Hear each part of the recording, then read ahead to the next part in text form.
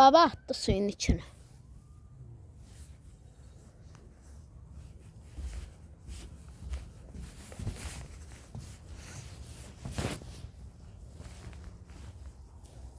Ördekler de orada üzürler. Şey maşını da orada. Su maşını. Orada ördekler. Ne? Ne oldu? Ördekler gəlirlər bu tərəfə. Ay hele eləmə ki, ördəklərə düşsün biri. Onlar yemeği yeməsinlər. Qarı damı.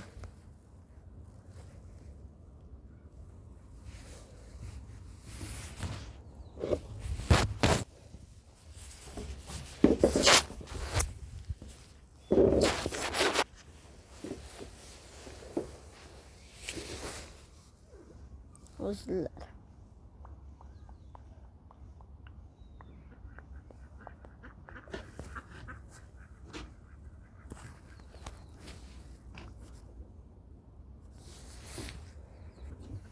Sen biraz da sal.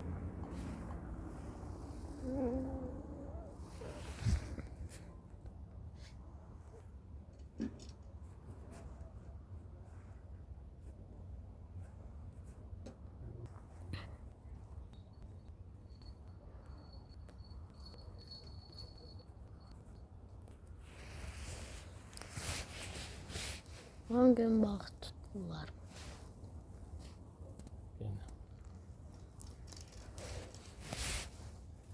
Uzaq varırsa, ha? Hı. Sən ata bilmərsən? Yox, bu atmaq üçün belə. Hı. Bu quruz. Görsən atarım. Bu görünmür, burada dolaşıq var. Ama dedi hemen. Nə?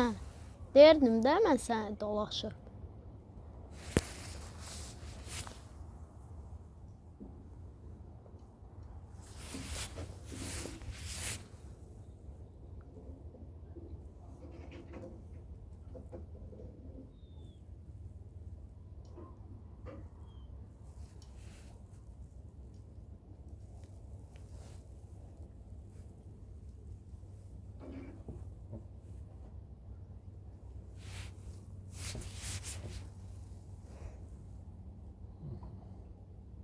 Atalım baba. Ya bunu yavaş yavaş düzeltmen lazım sonra. Koy ben attım. Koy ben attım. Düzeldi mi attı? Düzeldi mi sen? Aa, başa düştü. Düzelmeye göstereyim. İşte, ha git. Atma. Yendirce suya koy. Öyle. Şimdi oradan torumuzu aç, düştünüz.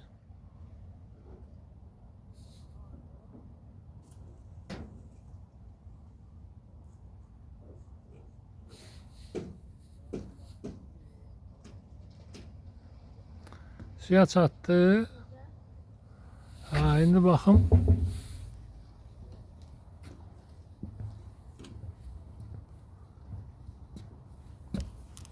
Şimdi yık. Yık, yık, yık. Şimdi torumuza koy. Biraz da yık. Papluvok kalsın, biraz da yık. Papluvok kalsın, yık, yık, yık, yık, yık. Kalkız papluvok. Ay sağ.